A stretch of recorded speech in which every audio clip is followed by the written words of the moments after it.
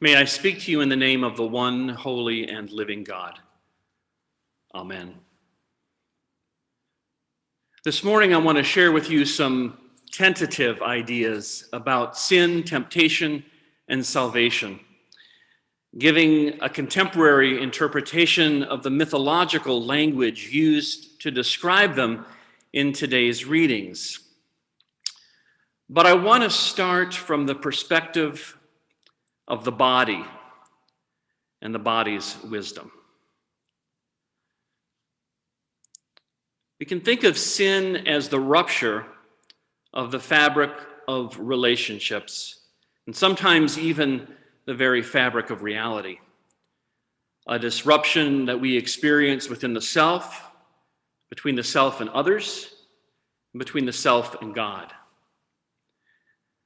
But it is the body that mediates these relationships, metabolizes the energy of life, and carries the memory and hope of our experience. Sin is experienced in the body as trauma and the reaction to trauma. That is where it begins. The constriction of breathing, the tensing of the muscles, the widening of the pupils, the rush of adrenaline whenever the body perceives threat or disruption. Trauma activates the vagus nerve, the complex and automatic reaction of the body, integrating the response of the brainstem, pharynx, heart, lungs, stomach, intestines, and spine. Healing settles the vagus nerve. The vagus nerve mediates between our body's activating energy and resting energy. In the aftermath of a traumatic experience, the body embeds a trauma response, the familiar options of fight, flight, or freeze. Now, these can be expressed in a whole variety of physical sensations, emotional reactions, behaviors, and thought patterns. The body does what it needs to feel safe again. But trauma is not an event, it is a process. Exposure to persistent and pervasive trauma, in the absence of mitigating circumstances, embeds the response more deeply in the body. If the trauma is not worked through, it can become stuck in the body.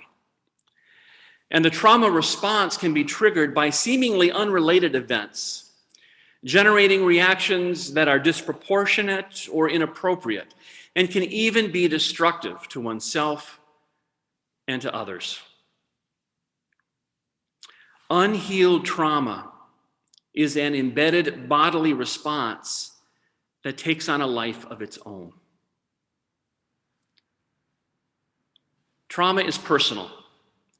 Different people embed different trauma responses depending on a variety of social and biological conditions, as well as the nature of the precipitating or ongoing traumatic experience. The body's trauma response is not a moral failing. Sin happens. We experience ruptures that generate trauma responses. Trauma is also social and historical. Unhealed trauma gets expressed in the transference of that trauma to others. It can be carried through families intergenerationally and even through cultures. We are now learning that unhealed trauma can be inherited genetically as well.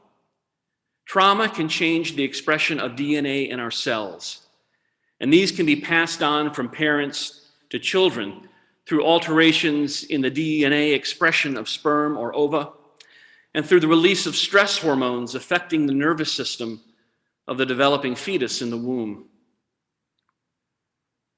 Healed trauma creates resilience, and this resilience is also transferable across generations, culturally and genetically.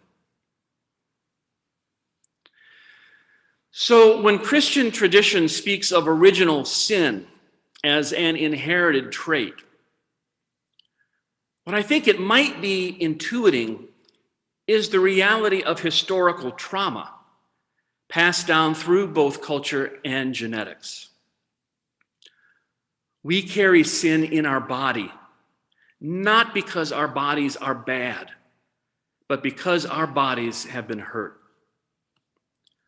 Original sin is more accurately original wounding.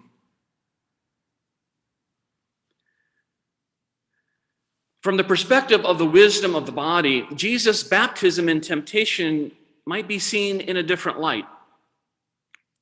What is expressed in this compact narrative are the conditions for the healing of our original wounding and the trauma we carry in our bodies.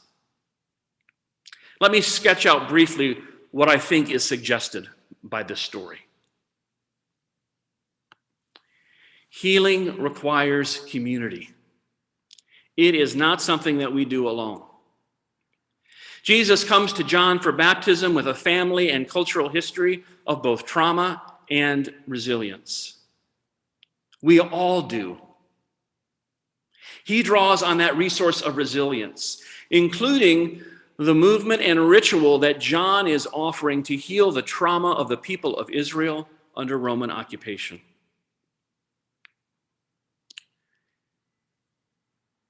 But healing requires more than community. It requires a power that is greater than ourselves.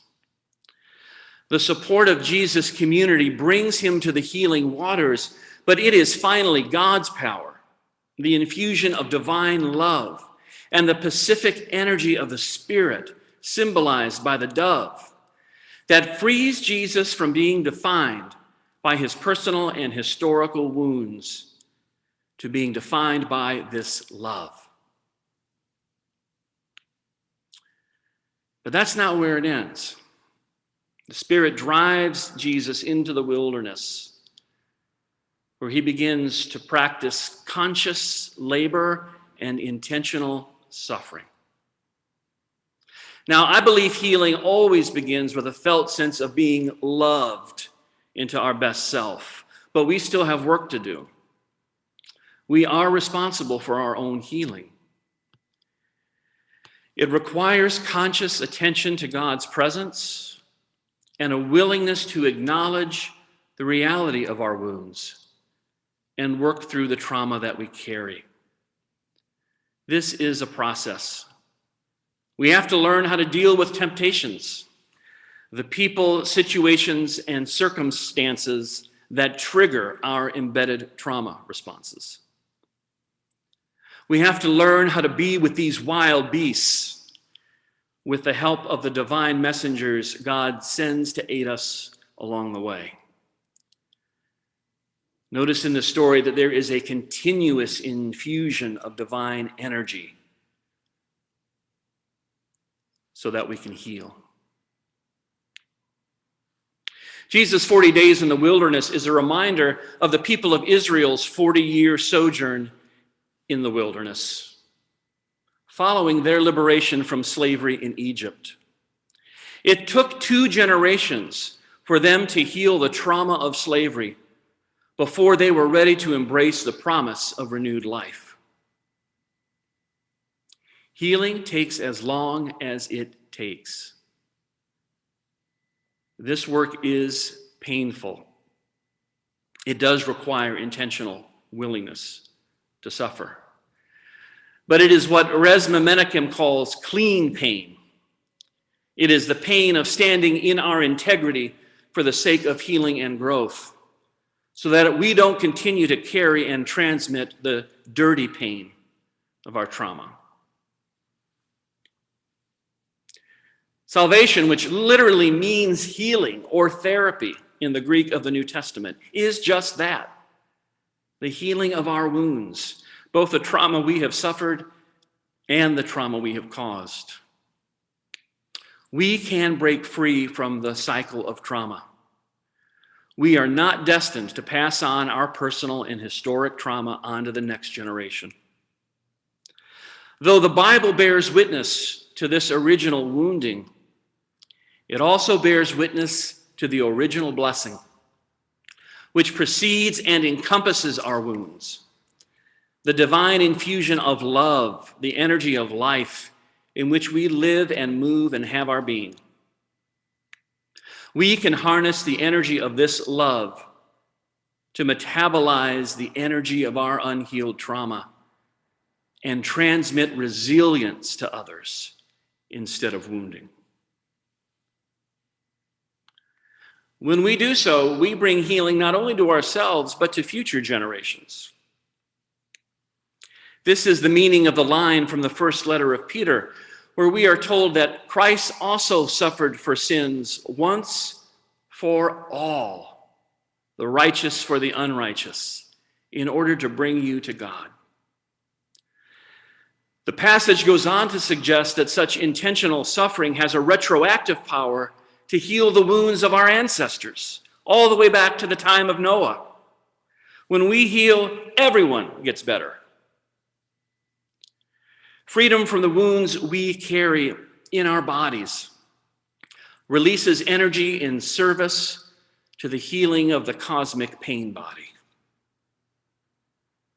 The healing of our personal and historic trauma is part of Christ's work of universal salvation. This is the work of Lent. It is the work of a lifetime. It begins with the wisdom and the healing of the body. In the name of the one holy and living God. Amen.